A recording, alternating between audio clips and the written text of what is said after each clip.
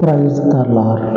మన పరిశుద్ధుడు మన రక్షకుడైనటువంటి యేసుక్రీస్తు వారి శక్తి కలిగిన నామమున ఈ రోజున దేవుని వాక్యమునకు ప్రతి ఒక్కరికి మన దేవుని పేరట వందనాలు. ఒకటి మీకు చెప్పాలా, సాధారణంగా మనం మాట్లాడుకుంటా ఉన్నప్పుడు ఎప్పుడంటే చర్చి విషయాలు, అలాగనే మన భవిష్యత్తు గురించి, ఇద్దరు దేవుని సేవకులైనా కావచ్చు, ఇద్దరు దేవుని మనుషులైనా కావచ్చు, ఇద్దరి సంభాషణ భవిష్యత్తు గురించి కావచ్చు, లేకపోతే దేవుని గురించి కావచ్చు, మాట్లాడుకునేటప్పుడు ఏం జరుగుతుందంటే మన ఆలోచన, మన యొక్క భవిష్యత్తుని దేవుడు వెంట చూస్తా ఆ రోజు రాత్రి కానీ ఆ తరువాత రోజుల్లో 2-3 రోజులు ఇంతే తేడాతోటి దేవుడు దర్శిస్తాడు. దర్శనం కలబడుతుంది, కల వస్తుంది. ఆ కల వచ్చినప్పుడు మనం మాట్లాడుకున్నాం కదా, ఇద్దరు సేవకులు కావచ్చు, ఇద్దరు దేవుని మనుషులు కావచ్చు, వాళ్ళ భవిష్యత్తు గురించి లేదా దేవుని విషయాల గురించి మాట్లాడుకున్నప్పుడు ఏ విషయాలైతే మాట్లాడుకున్నారో ఆ విషయాలకు సంబంధించి దేవుడు దర్శిస్తాడు. ఈ తెలివి తక్కువ దేవుని పట్టుకొని ఈ మతపిచ్చి తోటి తిరిగేటోళ్ళకి అర్థం కావు. దేవుని శక్తిని ఆశ్రయించిన వాళ్ళకి బాగా అర్థమవుతాయి. ఇప్పుడు మనం చెప్పుకున్న అన్నీ కూడా దేవుని శక్తిని ఆశ్రయించిన వారికి కనపడుతుంది, వాళ్ళకి బాగా అర్థమవుతుంది. ఇది నిజంగానే దేవుని శక్తే కానీ ఒక మతం కాదు, లేకపోతే మనం విన్నట్లుగా రొచ్చు రోత ఇది కాదు. నిజంగానే దేవుని శక్తి అని అర్థమవుతుంది. ఇలాగనే ఒకసారి దావీదు ఏం చేస్తాడంటే, నాతాను అనేటువంటి ప్రవక్త, మన అర్థమయ్యేటట్టు చెప్పుకోవాలనుకుంటే అర్థమయ్యేటట్టు చెప్పాలంటే మాస్టర్ గారిని పిలిపిస్తాడు. ఈ దావీదుకి ఏం ఆలోచన వస్తుందంటే, అంత ఈ అరణ్యము, ఈ తుప్పలు, గచ్చపొదలు ఈ ఉంటాయి కదా, వీటిలో బతికొచ్చిన మనిషి కొన్ని సంవత్సరాల తర్వాత ఏ క్లాస్ అయిన ఇల్లు కడతాడు. ఏ క్లాస్ అయినటువంటి ఇల్లు కట్టి ఆ ఇంట్లో ఉంటాడు. ఇట్లాగనే ఒకనొక రోజు చేతులు వెనకబెట్టి ఆ ఇంటి చుట్టూరా బాల్కనీ ఉంటది కదా, అట్లాగా ఆ ఇంటి ఆవరణలో తిరుగుతూ ఉన్నప్పుడు ఒక ఆలోచన వస్తుంది. కొంచెం దూరంలోనే దేవుని మందసము, అంటే దేవుని పవిత్రమై ఉన్నటువంటి మందసము తెరల చాటున, అంటే పరదాలు కట్టి పరదాల మధ్యలో ఉంటది. అప్పుడు ఆలోచనలో పడతాడు, నేనేమో మంచి ఏ క్లాస్ అయిన ఇల్లు కట్టుకొని బ్రహ్మాండంగా ఉన్నా, దేవుడేమో ఆ తెరల చాటు, ఆ పరదాల చాటుకి ఉంటా ఉన్నాడు. ఇది సరైనది కాదే, మంచి పద్ధతి కాదే అనుకోని పాస్టర్ని పిలిపిస్తాడు. నాతాను ప్రవక్తను పిలిపించిన తర్వాత ఇద్దరి సంభాషణ ఎలాగుందో ఒకసారి చూద్దాం. 1 దినవృత్తాంతాల గ్రంథము 17వ అధ్యాయము 1-2 వచనాలు. దావీదు తన ఇంట నుండి ప్రవక్త అయిన నాతానుని పిలిపించి, నేను దేవదారు మ్రాణులతో కట్టబడిన నగరులో నివాసము చేయుచున్నాను. యెహోవా నిబంధన మందసము తెరల చాటున నున్నదని చెప్పగా, నాతాను, దేవుడు నీకు తోడై ఉన్నాడు, నీ హృదయమందున్నదంతయు చేయమని దావీదుతో అనెను. ఆ రాత్రి అందు దేవుని వాక్కు నాతానునకు ప్రత్యక్షమై ఇలాగ సెలవిచ్చెను. ఈ చివరి చదివిన వచనం 3వ వచనంలో రాయబడి ఉన్నది. ఇద్దరు మాట్లాడుకుంటారు. మనం మాట్లాడుకోవాలి, మొదట చెప్పుకున్నట్టు అట్లాగ మాట్లాడుకుంటారు. నాకైతే ఏళ్ల మీద కాదు, ఏళ్ల మీద లెక్క పెట్టే అంత కాదు, చాలా ఉన్నాయి. ఇద్దరు దేవుని మనుషునితో నిలబడి మాట్లాడిన తర్వాత ఆ రోజు రాత్రికైనా తెల్లారైనా 2 రోజుల తర్వాత అయినా దేవుడు దర్శనం చూపించటం నాకు 5 ఏళ్ళు కదా, 5 సార్లు కాదు, ఈ 5 ఏళ్ళు 10 కాదు, మొత్తం 10 సార్లు కాదు, చాలా సార్లు నాకు అనుభవం అది. నేను అనుభవించా, నేను చూసా, నేను దేవుని దర్శనంలో దేవుని యొక్క ఉద్దేశాన్ని విన్నా. ఆ తర్వాత మాట్లాడుకున్నటువంటి వాళ్ళతోటి దేవుని దర్శనాన్ని చెప్తే ఒక్కొక్కసారి నిశ్చేష్టులు అయిపోయేటోళ్ళు. అవునా అని చెప్పినాను, నిశ్చేష్టులు అయిపోయేటోళ్ళు.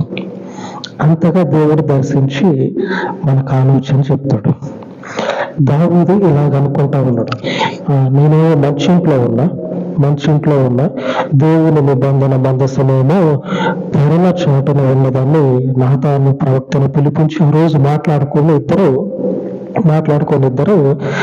ఎవరింటికి పాస్టర్ ఏమో ఆయన ఇంటికి ఆయన వెళ్ళిపోతాడు, దావీదేమో ఏం చేద్దామని పాస్టర్ కూడా ఏం చెప్పపోయాలకి ఆలోచనలో పడి అలాగనే ఉంటాడు.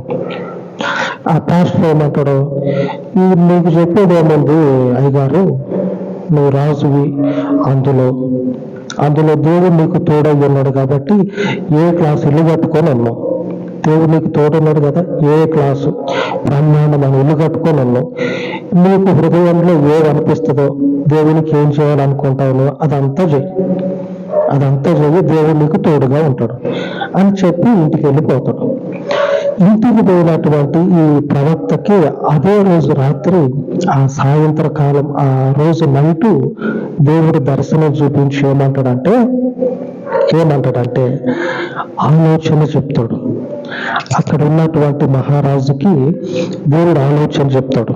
నేను ఒక ఆలయాన్ని కట్టించాలి, నేను ఒక ఆశ కలిగి ఉన్నా, దేవుని మందిరం విషయంలో ఒక ఆశ కలిగి ఉన్నా అని చెప్పినాను హృదయంలో దావీదు నిశ్చయించుకుంటే, అదే రోజు రాత్రి సేవకునికి దేవుడు ప్రత్యక్షమయ్యి కలలో చెప్తా ఉంటాడు.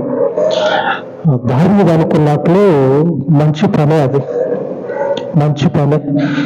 దోపిడీలు, దొంగతనాలు ఇద్దరిగా లోకంలో ఉన్నటువంటి ఆ రొంపి ఏదైతే ఉంటుందో, లోకంలో మనకు కనపడుతున్నవన్నీ కదా రొంపి, ఆ రొచ్చు, ఆ రోత, వాటిలో తల మొలకలై ఉన్నటువంటి వాళ్ళు ఎవరైతే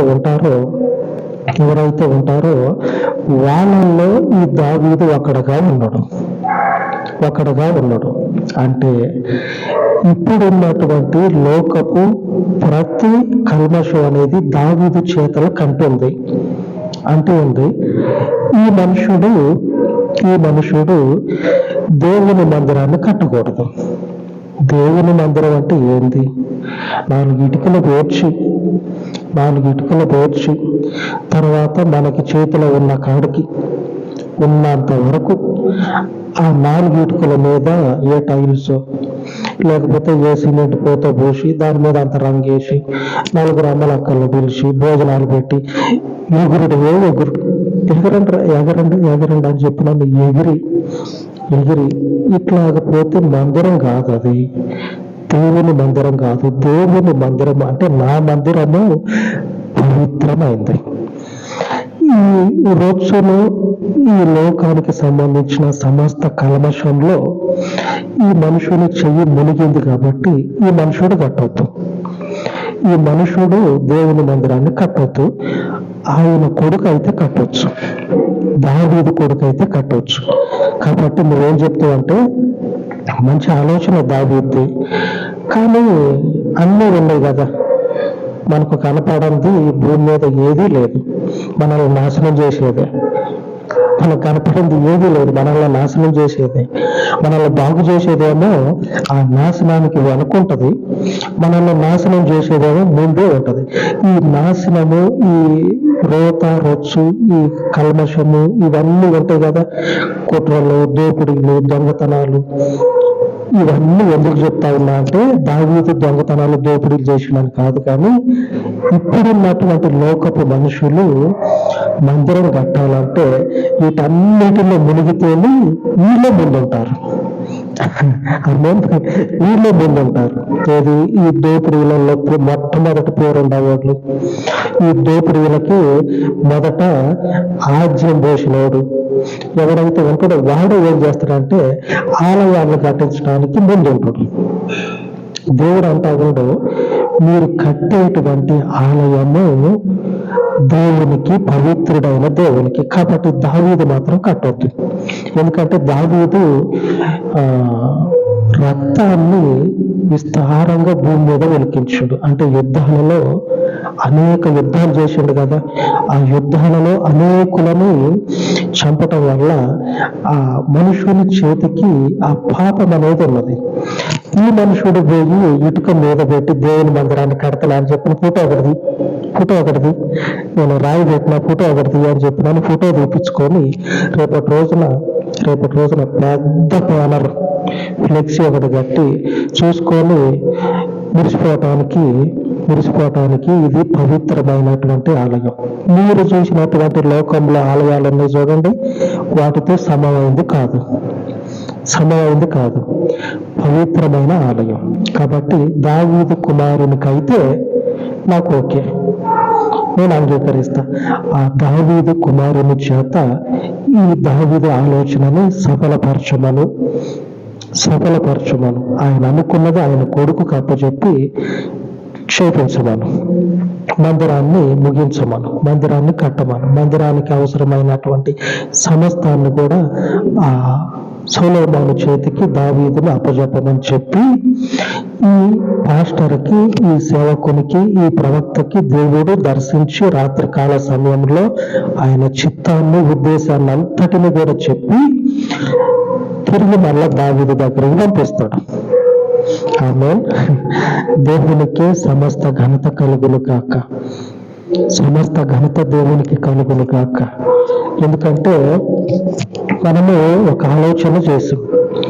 ఆ ఆలోచనలో పుయ్యంలో రాళ్ళు తీసేసినట్లు ఆ ఆలోచనలో మంచిది నిలిపి చెడుని తీసేయాల, చెడుని తీసి పక్కన పెట్టాల.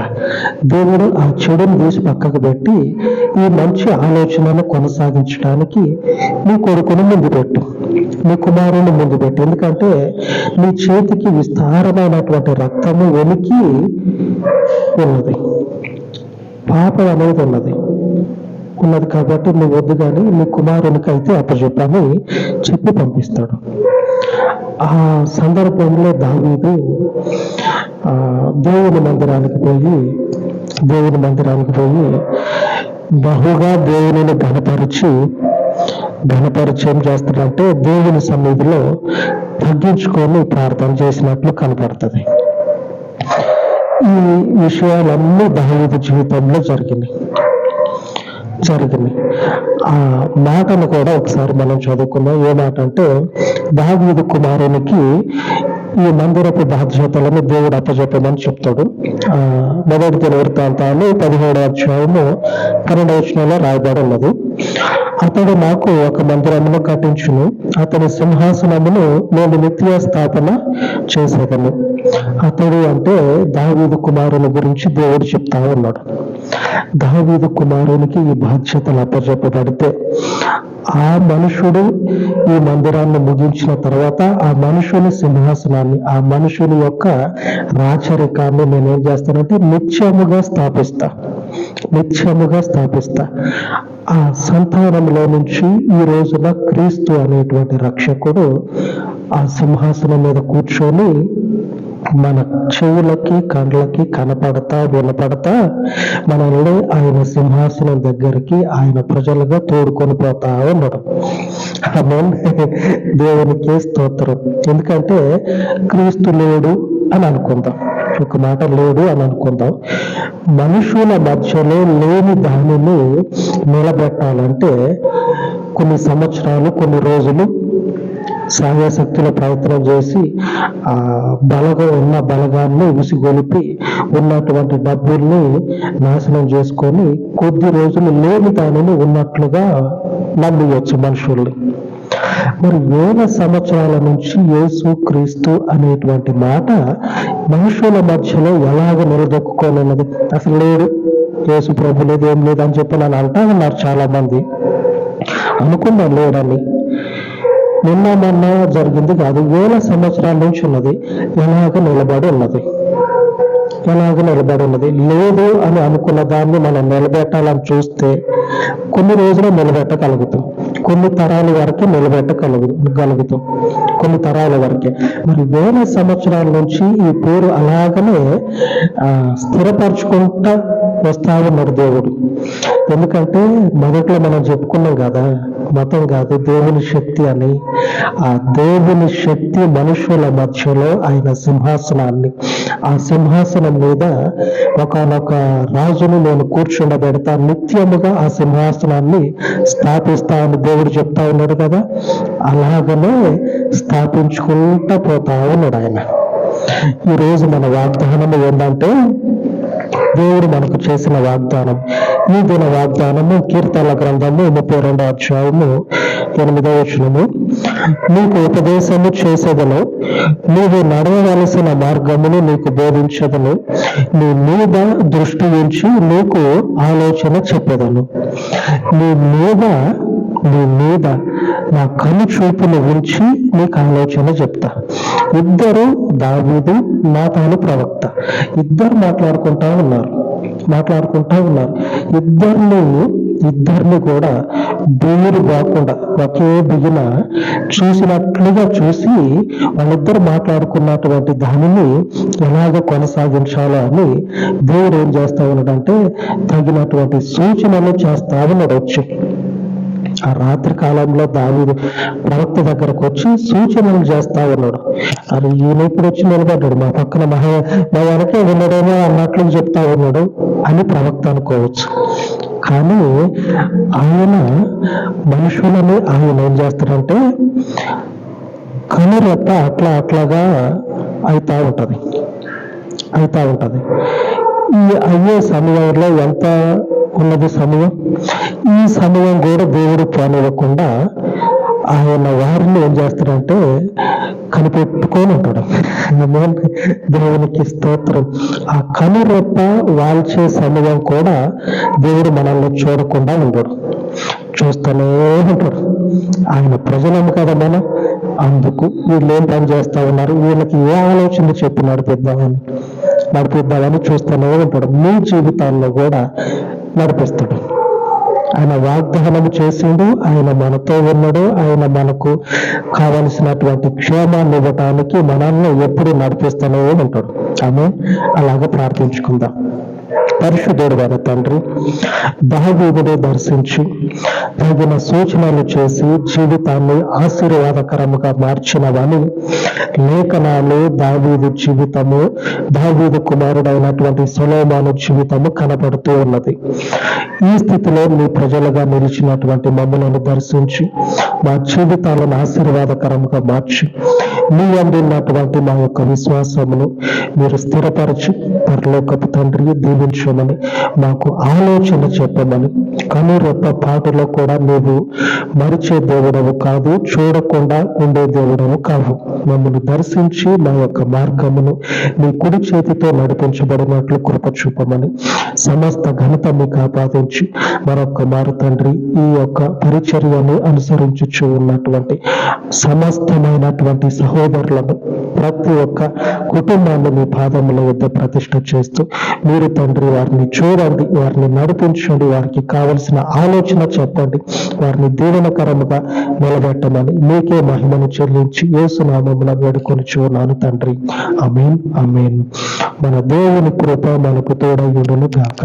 ఆమేన్, ఆమేన్.